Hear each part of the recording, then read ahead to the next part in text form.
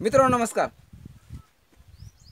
दिनांक 29 जानेवारी 2025 रोजी मौनी अमावस्या दिवशी तीर्थराज प्रयागराज येथे भयंकर अशी दुर्घटना घडलेली आहे आणि या दुर्घटनेमध्येच चंगराचंगरी दरम्यान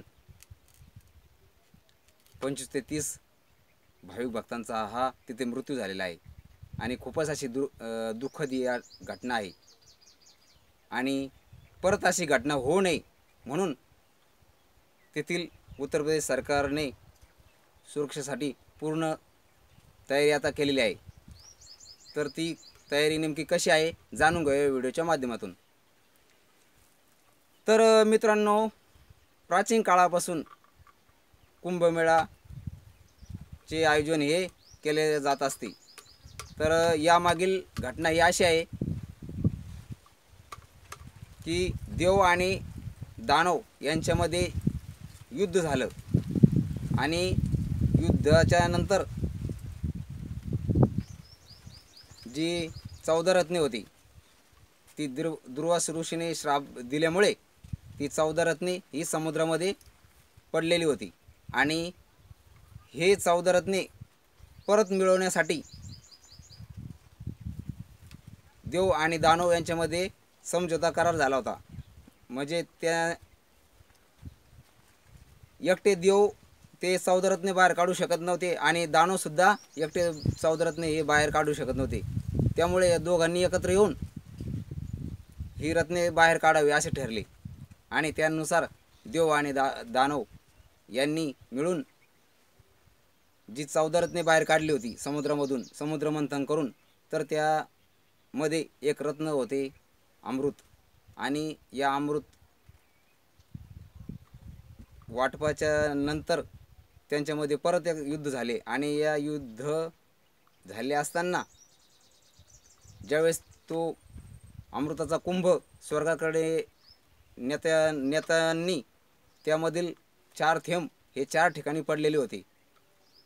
ते 4 ठिकाण म्हणजेच हरिद्वार, तीर्थराज प्रयागराज, नाशिक आणि उज्जैन। तेव्हापासून ही कुंभमेळ्याला सुरुवात झालेली आहे। दर 12 वर्षांनी कुंभमेळा भरत असतो। अर्थात या 4ही ठिकाणांपैकी प्रत्येक 3 वर्षाला कुंभमेळ्याचे आयोजन केले जाते आणि यंदाचा कुंभमेळा हा 144 वर्षांनी आलेला असल्यामुळे त्या कुंभमेळ्याला खूप सारे भाविक जण देश विदेशातून देखील आलेले होते आणि त्यामुळे या ठिकाणी प्रचंड अशी गर्दी झाली होती आणि मौनी अमावस्याच्या दिवशी तर सुमारे 9 कोटी भाविक भक्त हे त्या संगम तटावर आलेले होते आणि त्या दिवशी प्रत्येकाची अशी इच्छा होती की आपण शाही स्नान करावं। कुंभमेळ्यामध्ये शाही स्नान जे चालू होतं संगम तटावरती जावं अशी प्रत्येकाची इच्छा झाली आणि त्यानुसार त्यांनी तिकडे गर्दी करायला सुरुवात केली। तर जे भाविक जण तिथे सुरुवातीला गेले होते तर त्यांनी तिथे गेल्याच्या नंतर काही भाविक भक्त हे त्या ठिकाणी झोपलेले होते आणि सुमारे रात्री 1:30 ते 2च्या दरम्यान 25 ते 30 लाख भाविक भक्तांचा लोंढा अर्थात त्या संगमनोजकडेच आला। संगमनोज अर्थात नाकासारखा तो भाग असल्यामुळे त्याला संगमनोज म्हटले जाते। तर हे संगम तट तो फक्त केवळ साधू संत आणि जे आखाड्याचे साधू आहेत त्यांच्यासाठीच शाही स्नानासाठी तो राखीव म्हणून ठेवला होता, परंतु सामान्य भाविक भक्त देखील तिकडे स्नानासाठी गेल्यामुळे तिथे गर्दीचे स्वरूप झाले आणि या गर्दीमध्येच पोलीस बांधवांनी सूचना देऊन देखील त्यांच्या सूचनाचे कोणीही पालन केले नाही। रस्त्याच्या कडेला त्यांनी जे सुरक्षा कठडे लावले होते तर त्या कठडे देखील तोडून काही भाविकजण जे गर्दीमध्ये होते तर त्यांनी अक्षरशः त्यामधून उड्या मारून आणि काही नंतर ते सुरक्षा कठडे तोडून जे अगोदरच तिथं जे भाविकजण झोपलेले होते तर अशा भाविक भक्तांच्या अंगावरती त्यांनी पाय दिले आणि त्यामुळे चंगराचंगरीमध्ये जवळपास 25 ते 30 भाविकजन हे मृत्युमुखी पडले, कित्येक हे जखमी देखील झालेले आहेत. या मृत्युमुखी पडलेल्यामध्ये काही बालके आहेत, आबालवृद्ध हे आहेत, काही महिला देखील यामध्ये आहेत. तर अशा प्रकारची घटना परत घडू नये आता, कारण की येणारे वसंत पंचमीला परत एकदा शाही स्नान आहे. म्हणून उत्तर प्रदेश सरकारने अर्थात मुख्यमंत्री योगी आदित्यनाथ यांनी तातडीची बैठक बोलवून तेथील जे DGP आहेत प्रशांत कुमार यांना तेथील घटनेचा आढावा घेण्यासाठी पाठवले आणि या पूर्ण परिस्थितीवर नियंत्रण ठेवण्यासाठी आता पूर्ण सुरक्षा आता तेथे तैनात करण्यात आलेले आहेत. आणि चौबाजूंनी जे संगम तटावरती जे रस्ते आता 4-5 जिल्ह्यामधून भाविक भक्तजन आता त्या शाही स्नानादरम्यान येणार आहेत. तर त्या सुरक्षा म्हणून त्यांनी आता 4 चाकी वाहनांना तेथे बंदी केलेली आहे. त्याच्यानंतर VIP स्नान देखील आता बंद झालेले आहे. आता कोणालाही VIP स्नान मिळणार नाही, सामान्य जणांप्रमाणेच त्यांना स्नान करावे लागेल. आणि पूर्ण सुरक्षा म्हणून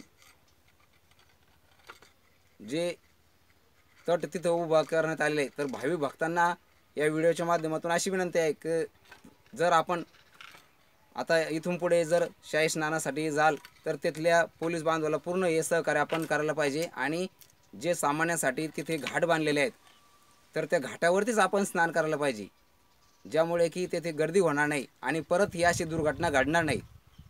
मित्रांनो, यापूर्वी देखील कुंभमेळ्यादरम्यान अशा दुर्घटना घडलेल्या आहेत. त्या म्हणजे 1986 मध्ये हरिद्वारमध्ये सुद्धा चेंगराचेंगरी होऊन अशी दुर्घटना घडलेली होती. त्यानंतर 2003 मध्ये देखील नाशिक कुंभमेळ्याच्या वेळी सुद्धा अशी चेंगराचेंगरीची घटना घडलेली होती. त्यानंतर 2013 मध्ये म्हणजे मागच्या 12 वर्षामध्ये ज्यावेळेस प्रयागराज येथे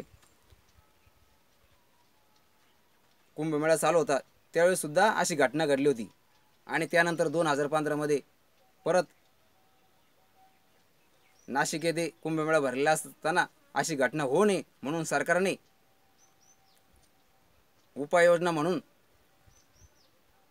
श्री रमेश रासकर सरांना, जे अमेरिकेमध्ये संस्थेमध्ये कार्यरत आहेत, तर त्यांना बोलवून त्यांच्या सहकार्य आणि त्यांनी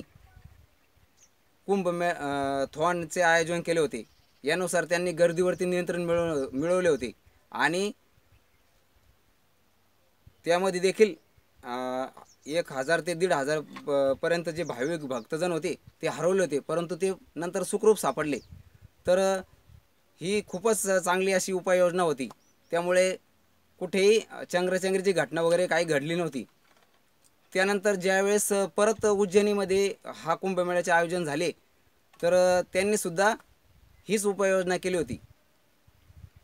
तर सर्वांचे ह्यावेळेस असे म्हणणे होते की जर उत्तर प्रदेश सरकारने असेच जर कुंभथॉनचे आयोजन यावेळेस जर केले असते तर ही दुर्घटना घडली नसती.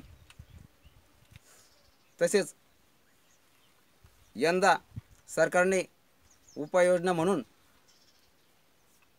जी जगातील सर्वात मोठी जी संस्था आहे, अर्नेस्ट अँड यंग नावाची जी संस्था आहे, तर या संस्थेला गर्दी ही नियंत्रणात आणण्यासाठी त्यांनी संस्थेची मदत घेतली होती. परंतु या संस्थेला देखील ही गर्दी नियंत्रणात आणता आली नाही. त्यामुळे आता इथून पुढे अशा काही दुर्घटना घडू नये म्हणून सरकार आता पूर्ण शक्तीनेशी यामध्ये उतरलेलं आहे. आणि त्यांनी पूर्ण त्यांच्या पद्धतीने ज्या उपाययोजना करतील त्या सर्व उपाययोजना आता ते करायला त्यांनी सुरुवात केलेली आहे. आणि आता येणाऱ्या शाही स्नाना दरम्यान कोणतीही दुर्घटना घडू नये अशीच सर्वांना आशा आहे. तर मित्रांनो, आपल्याला आमचा व्हिडिओ कसा वाटला याबद्दल आम्हाला कमेंट करून सांगा आणि व्हिडिओला लाईक, शेअर आणि चॅनलला सबस्क्राईब करा. धन्यवाद.